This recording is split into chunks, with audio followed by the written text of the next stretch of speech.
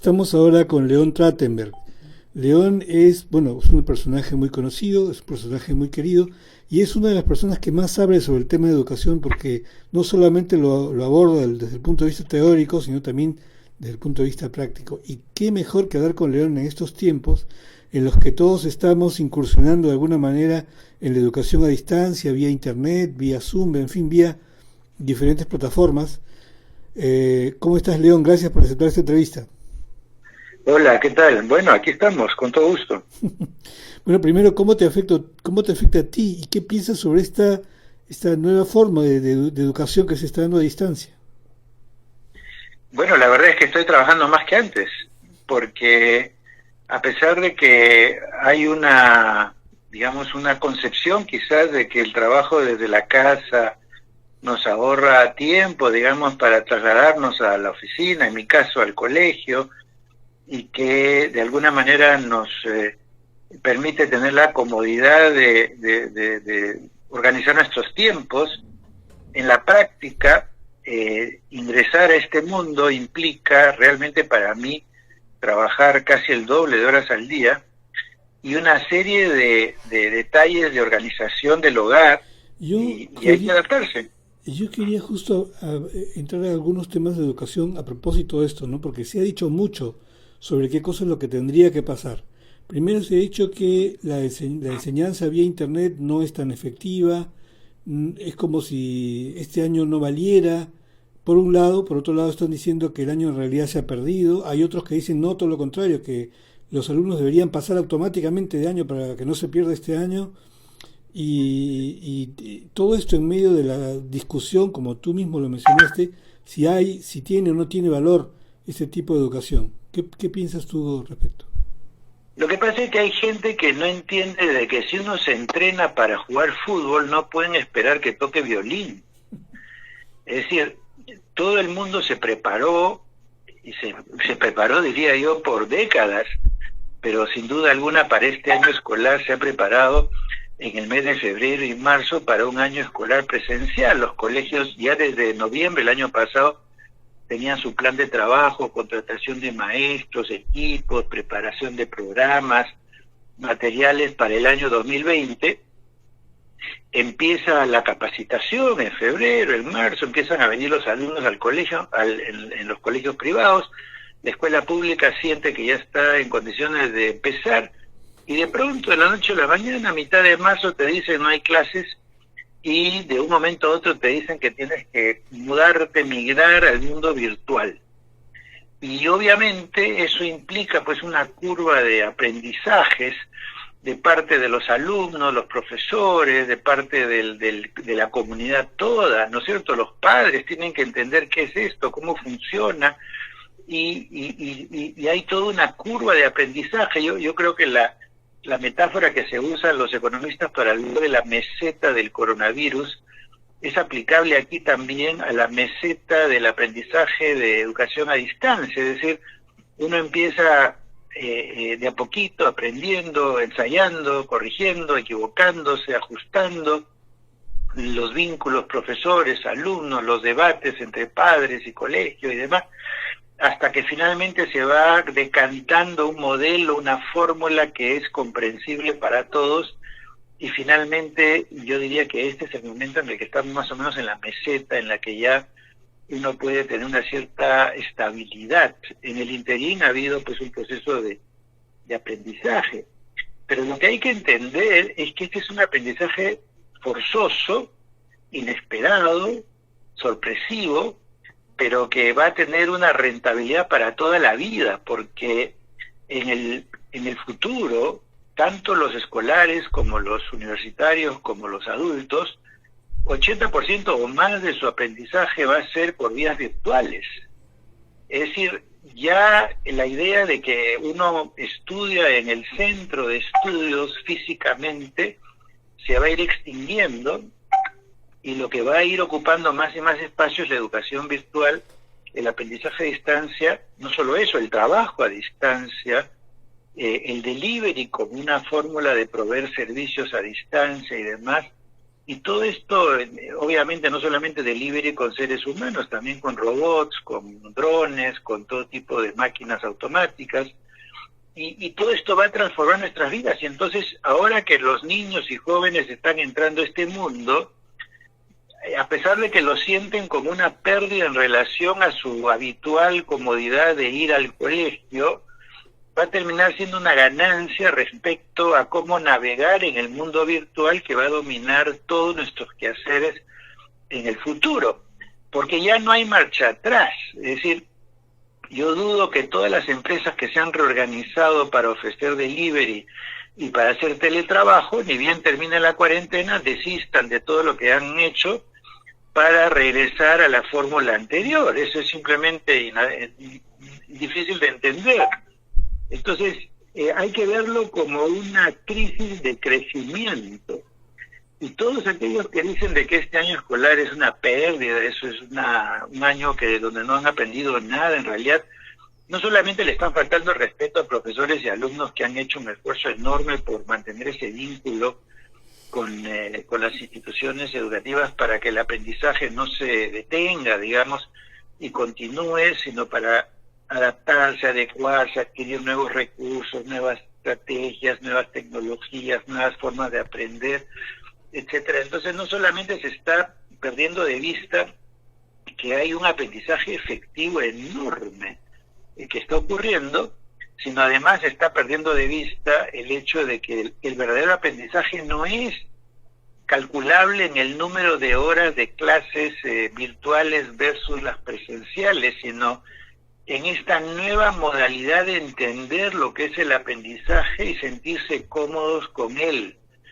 Yo creo que es ahí donde hay que, digamos, poner el foco, más que simplemente preguntarse cuántas horas se dieron y por lo tanto si son menos que las que se hubieran dado presencialmente, entonces esto no tiene el mismo valor. Es como comparar algo con nada. Es decir, si yo no tuviera este trabajo a distancia no tendría nada. Entonces esa comparación con una utópica educación presencial es absurda, porque simplemente no existe como opción. Y hay que valorar todo lo que estamos ganando con esta educación a distancia. Estamos conversando con León Trachtenberg a propósito de esa situación que estamos enfrentando de la pandemia, el coronavirus y la educación a distancia, que es y los nuevos elementos tecnológicos.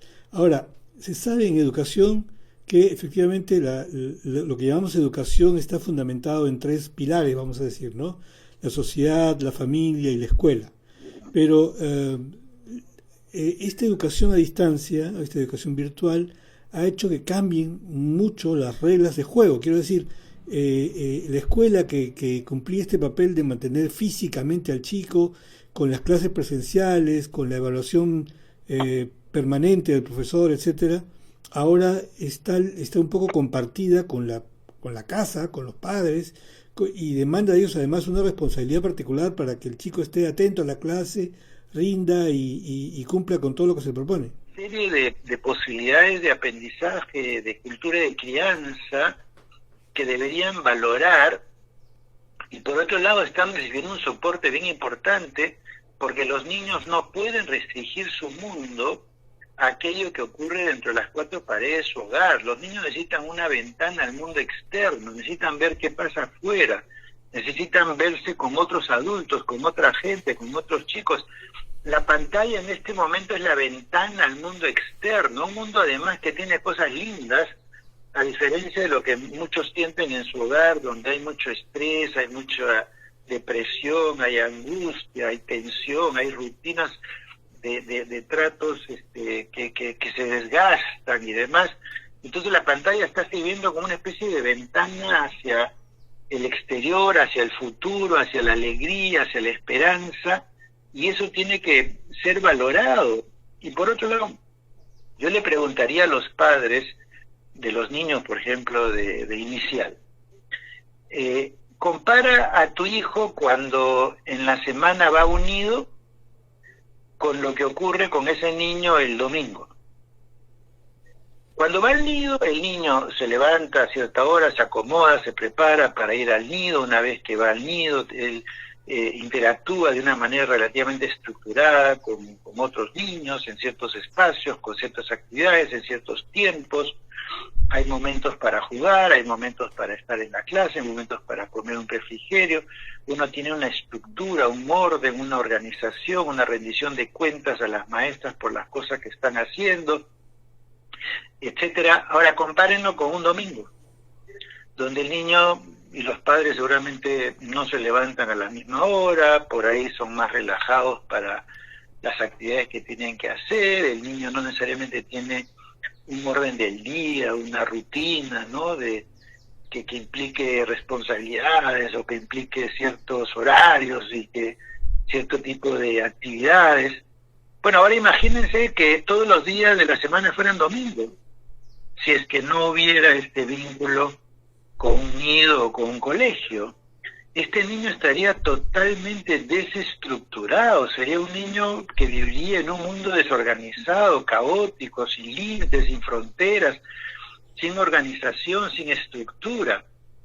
Y entonces lo que les está dando el nido con el vínculo con el hogar es esta posibilidad de darle a su hijo una organización, una estructura, una rutina que le dé seguridad y que además lo estimula en sus aprendizajes, lo estimula en la continuidad de su desarrollo neurológico, cognitivo, motor, social, inclusive a distancia, porque ve a los otros niños, aunque sea en la pantalla, conversa con ellos, interactúa con ellos, se preguntan, se comentan, juegan juntos.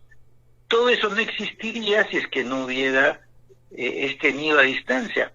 Por supuesto que la educación presencial, el encuentro en el lugar, en el nido, en el colegio, tiene una serie de valores del contacto sensorial, físico, humano, que nadie va a desconocer. Además, para los chicos más grandes, el colegio pues tiene campos deportivos, tiene laboratorios, tiene talleres que hacen cosas concretas con las manos que no se pueden hacer en la casa. Pero esa es una parte reducida de todo el quehacer que normalmente uno hace en aula y que sí puede de alguna manera tener un equivalente con lo que uno hace a distancia. Ahora, entonces, ¿realmente tú crees que los profesores se están adaptando o se han adaptado o será fácil adaptarse a este nuevo sistema de educación virtual?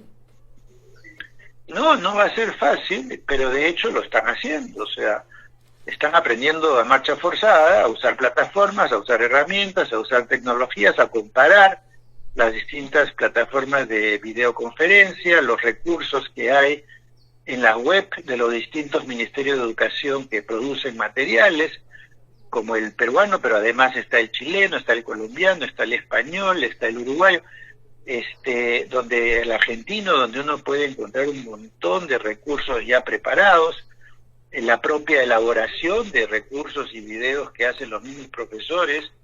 Hay una infinidad de aprendizajes y posibilidades y recursos disponibles que amplían los horizontes de los profesores y de los alumnos, a pesar de que en esta etapa de su vida implican más trabajo, como hablábamos al principio, pero que les va a redituar una incorporación de una serie de posibilidades que antes de esta crisis no existían, ¿no? O por lo menos si existían no se les daba mucha importancia. Bueno, como dices, esta es una oportunidad para planificar un poco cómo podría ser la escuela del futuro. Pero entonces, ¿cómo sería la configuración de la escuela del futuro? Un colegio un poco más pequeño o un colegio convertido en una especie de club para que los chicos vayan, interactúen, etcétera, pero donde no necesariamente tiene que haber el aula de clases con el profesor presencial ahí? Bueno, evidentemente sí, la escuela del futuro, digamos, por razones de estructura horaria, probablemente la escuela presencial seguirá siendo una escuela de un horario parecido al que te conocíamos, pero lo que vacan, porque también pues tienen patio, tienen actividades deportivas, tienen talleres y demás, y tiene que, digamos, es una concentración en un espacio mientras los padres están trabajando simultáneamente, ya sea fuera del hogar o dentro del hogar, pero también necesitan deslindar, diferenciar lo que hacen los niños de lo que hacen los padres. Pero lo que no va a cambiar, o mejor dicho, lo que se va a mantener, es todo este conjunto de recursos digitales, virtuales, que han ido utilizándose, aprendiendo a usarse, y que se van a utilizar también en el formato presencial. Pero en el mediano plazo va a reducirse obviamente la escuela, se van a reducir probablemente los tiempos en los que hay que estar en la escuela, en el espacio se va a reducir el espacio físico también de las escuelas, va a aumentar no solamente el trabajo a distancia, porque en realidad tú en este momento, si tú tienes un hijo de primaria o secundaria, en este momento él podría estar estudiando en un colegio de España, o en un colegio de Uruguay, o en un colegio de Estados Unidos o Canadá. O sea, a distancia tú puedes, digamos, no necesitas el tema de la proximidad física al centro educativo para poder hacer lo que se espera que aprendas a tu edad. Y eso es lo que ocurre con muchos universitarios ya hoy en día, que hacen sus cursos a distancia, y no importa si están en Perú, en España, en Finlandia o en Noruega, hacen el curso igualito desde cualquier lugar del planeta. Parte de eso va a poder hacerse también a nivel escolar. Y entonces, lo que se haga en la escuela probablemente será una porción del día escolar o del aprendizaje, y lo que se haga de manera virtual, y ahí ya no importando en qué país está, se va a poder hacer en complementariamente, y seguramente van a haber formas de evaluación que permitan estandarizar los reportes, de manera de que aunque yo haya estudiado en Brasil, el reporte me llega para fines del registro peruano. Ahora, como sabrás, pues hay muchos detractores que dicen que en el Perú esto es relativamente, que esto es muy relativo porque hay chicos que tienen acceso a internet, a la computadora y a todas las posibilidades que le ofrece la modernidad, pero hay muchos que no, que ni siquiera tienen luz, etcétera, y que no tenemos profesores preparados para eso. Entonces se amplía la desigualdad. Bueno, pero toda innovación empieza con un grupo y se va expandiendo hasta que se hace de uso común. Así ha sido con los celulares, con los automóviles, y con todos los inventos que se han masificado, ¿no? Empieza un grupo y paulatinamente esto no solamente se va ampliando, sino va abaratándose, al punto que hoy en día 90% de los peruanos tienen un televisor o tienen un celular. Entonces, lo mismo va a ocurrir con la posesión de una tablet o de una laptop. Es más, el gobierno ha anunciado que la va a repartir. De tal manera de que diferencia siempre va a haber, porque siempre hay los que empiezan antes y los que llegan después, los que pueden más y los que pueden menos. Yo no conozco ningún país del mundo donde eso no exista. Parte del concepto de justicia social que hay en nuestras religiones, nuestras culturas, tiene que ver justamente con el hecho que desde el principio en la humanidad habían los que estaban por delante y los que estaban por detrás. Eso no va a cambiar. Las regulaciones, el rol del Estado es procurar cerrar brechas, procurar que unos aporten si tienen de más y los otros reciban algo más si es que tienen de menos. Esa es la lucha por la justicia social, pero siempre va a haber desigualdades. Lo mismo va a ocurrir en el acceso a cualquier tecnología, y entonces el tema es cómo el Estado va a asumir una responsabilidad para procurar que los que tienen de menos se nivelen lo antes posible con los que van teniendo más posibilidades, dentro de un mundo real, ¿no? Plantear una cosa distinta simplemente no nos pinta un mundo real. A propósito de mundo real, he conversado con más de un profesor que me ha comentado algo así, ¿no? Que en las clases presenciales había la hora de 45 minutos de que era cómoda porque podían estirar un poco la clase, podían adaptarlas según cómo sentían que los alumnos iban entendiendo o no, podían divagar un poco, etcétera. Pero ahora la exigencia de la educación virtual, entonces no hay tiempo para eso. la exigencia es máxima y entonces habría que pensar que las clases del futuro también podrían ser más reducidas en tiempo. Pero depende también cómo se hace la clase. O sea, uno puede plantear una clase virtual que sea un debate, una conversación, una discusión, una reunión de grupo, una asamblea. Quizás la persona que te comenta tenía en mente una clase frontal, una clase en la que el profesor, no sé, pues dicta y los alumnos simplemente tienen que tomar nota, pero eso no tiene por qué representar una clase, digamos, habitual. Una clase puede ser una conversación. Tú puedes hacer una hora de recreo virtual, es decir, separar en el horario 15 minutos, 30 minutos o una hora en que virtualmente los chicos están conectados y pueden armar subgrupos o pueden comunicarse de a dos o pueden mirarse entre todos simplemente para cantar juntos.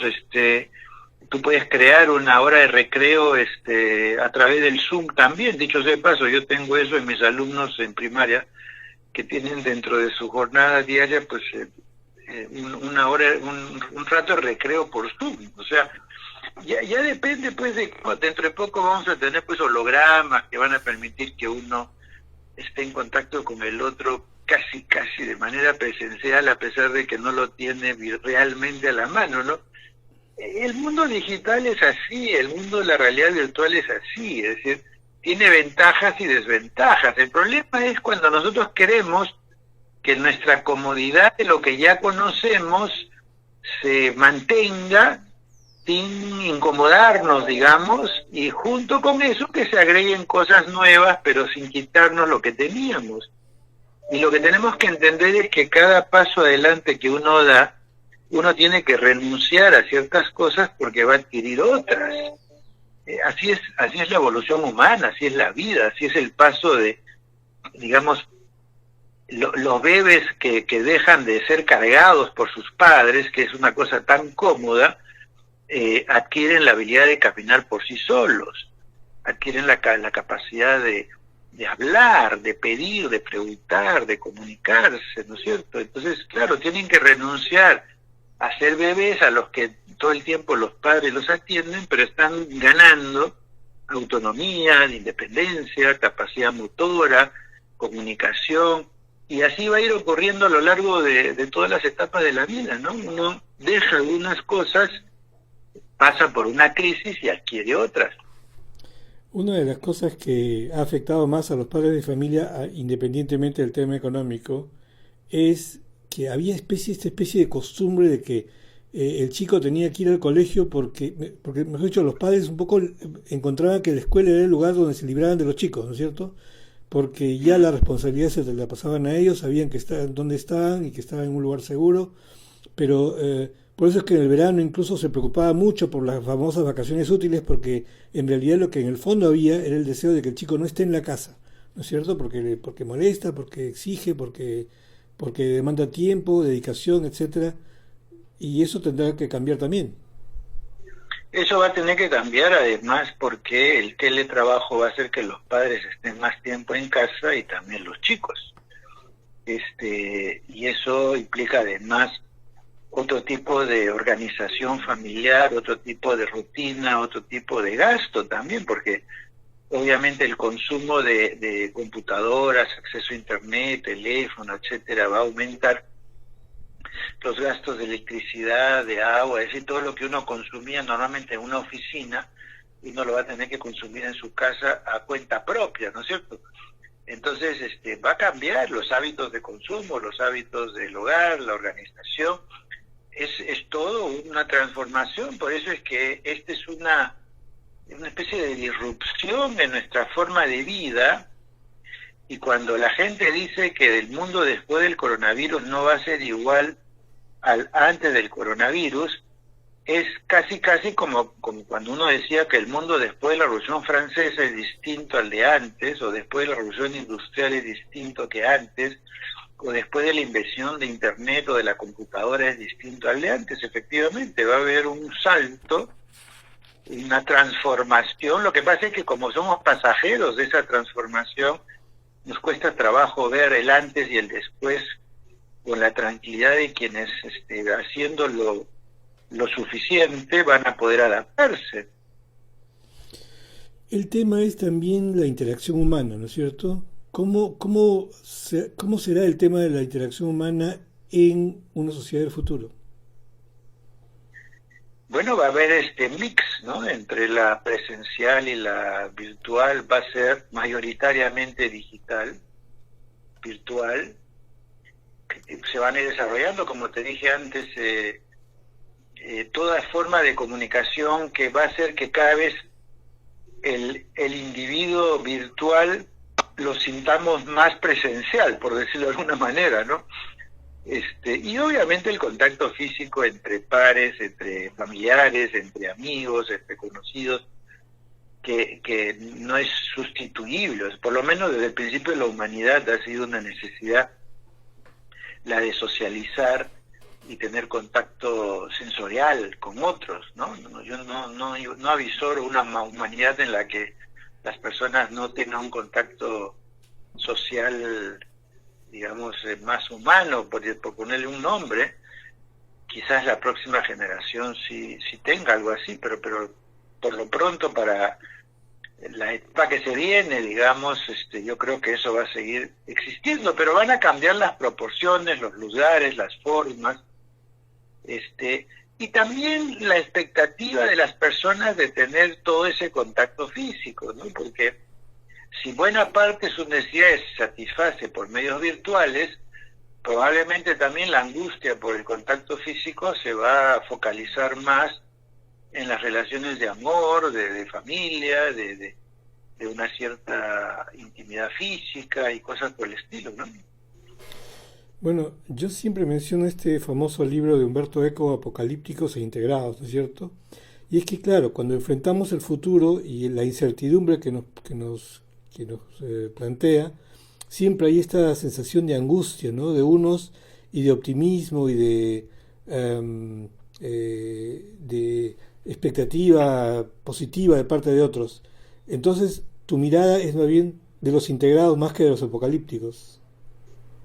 Sí, yo creo que, mira, yo no tengo a la vista el fin del mundo, o sea, aún para los apocalípticos que hablan de calentamiento global y de todas esas cosas, a mí me da la impresión de que el mundo, aunque con retraso, y eso provoca sufrimiento, siempre termina encontrando la forma de ir para adelante. Y de contención también, ¿no? Finalmente, si Estados Unidos, Rusia y varios otros países tienen bombas atómicas desde la Segunda Guerra Mundial que podrían destruir el planeta, desde entonces ya han pasado como 70 años y no nos hemos destruido, y quiere decir de que las sociedades desarrollan frenos, desarrollan formas de contención, desarrollan formas de, digamos, frente a cada virus, un antivirus. Entonces yo pensaría de que la humanidad va a seguir en esa dirección. Claro, mientras más demoremos en ponernos de acuerdo en cómo queremos vivir como planeta, más costos vamos a ir pagando en el camino, los de sufrimiento y de seguramente gente que excluida o enferma va a morir, pero la humanidad toda, me cuesta trabajo pensar en su extinción. Efectivamente, ese es un cambio radical, pero también ha sido un cambio radical, por ejemplo, el acceso a Internet o el acceso universal a los celulares. O sea, eso ha cambiado totalmente la vida. Hoy en día las personas miran 140 veces al día el celular. Hoy en día la gente habla más con el celular que con sus hijos o su pareja o sus amigos de manera presencial. O sea, ya hay una disrupción. El delivery, por ejemplo, es toda una transformación en la manera de hacer compras, ¿no es cierto?, de proveerse de bienes y servicios. El teletrabajo. El otro día estaba escuchando de que los más importantes bancos del Perú, 98% de sus operaciones se hacen a distancia. Y lo único que queda presencial son unos cuantos individuos que atienden al público en las oficinas, ¿no?, que están abiertas y que cada vez son menos, además. El resto, entre los cajeros y el teletrabajo por teléfono, es está resuelto. Y entonces esto va a ocurrir cada vez más, inclusive en las grandes empresas que se van a automatizar. No van a necesitar trabajadores que vayan a la empresa porque van a tener robots que trabajen 24 horas al día. Entonces la transformación está en marcha, pero claro, como decía yo, ser los que vivimos el mundo de antes y que estamos entrando al mundo de después, nos desestructura, nos saca de equilibrio, ¿no es cierto? Finalmente, León, ¿qué debería pasar? ¿Cómo deberían ser las evaluaciones en este nuevo tipo de educación virtual? La evaluación del proceso, la evaluación del día a día, la evaluación de la interacción, o sea, en general cuando uno habla de evaluación como retroalimentación, ¿por qué necesitas tú un examen? O sea, ¿para qué necesitas decir tal día, tal hora, utilizando tal balotario, te voy a hacer un conjunto de preguntas para ver si en función de tus respuestas si aprendiste o no? Esto se acabó, o sea, hoy en día primero que tú ves las habilidades de una persona cuando resuelve un problema real, cuando se embarca en un proyecto, cuando saca un emprendimiento adelante. Y por otro lado, tú tienes esta interacción cotidiana, aunque sea por Zoom o presencial, en la que tú vas viendo a los alumnos cómo trabajan, cómo responden, cómo investigan, cómo aportan, cómo colaboran, cómo construyen conocimientos, cómo reaccionan frente a los estímulos que ocurren de parte del profesor o entre ellos mismos, cómo producen, cómo redactan, cómo informan. ¿Para qué necesitas un examen? Te agradezco muchísimo, León. Como siempre, muy interesante escucharte. Y bueno, que todo vaya bien, que te cuides mucho y que todos sigamos con buena salud hasta que mejoren las cosas.